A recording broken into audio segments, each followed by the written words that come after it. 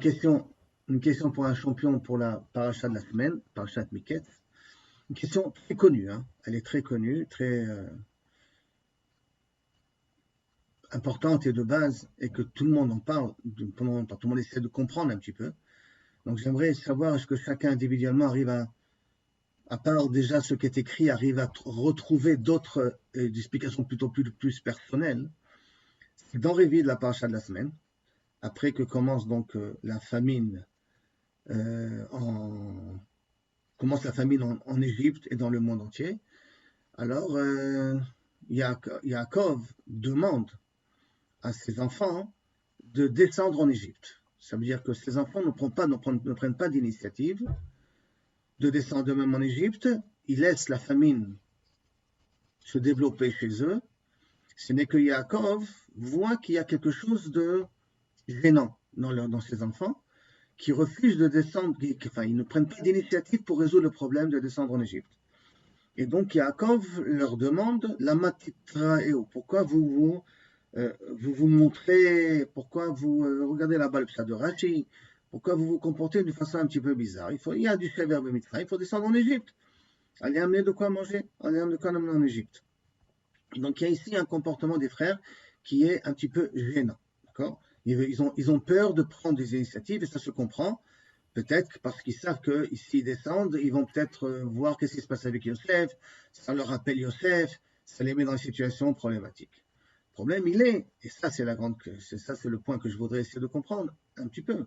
Quand Yosef les rencontre, il se comporte avec eux de façon très, très, très méchante. Ce côté-là de très méchant que Yosef se comporte avec ses frères, pour la mechaper la haine, pour essayer de voir est-ce qu'ils sont unis entre eux, est-ce qu'ils regrettent ou qu'ils regrettent pas. Hein.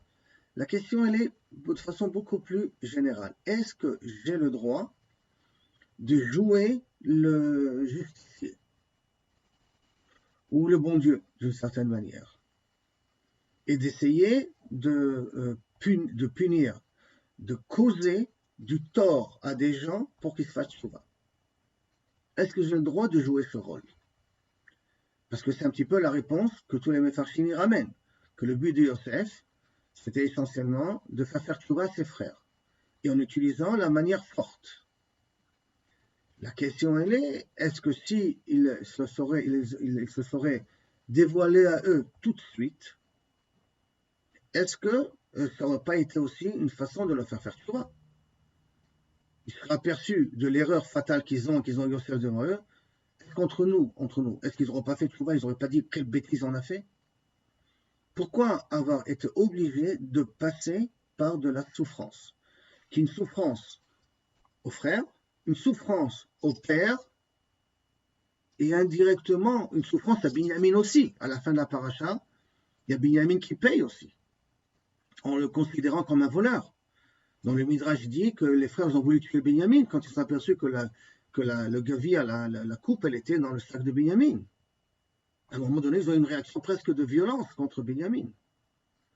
Donc, est-ce que c'est à moi de jouer le justicier, oui ou non? Ou il faut plutôt laisser ça à Kadosh Baruch Hu de le faire? Et s'il faut laisser pour nous à Kadosh Baruch Hu de le faire, alors comment ça se fait que Yosef s'est pris l'initiative de le faire? D'accord?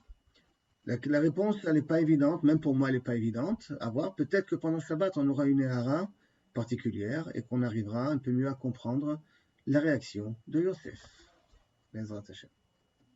Shabbat Shalom.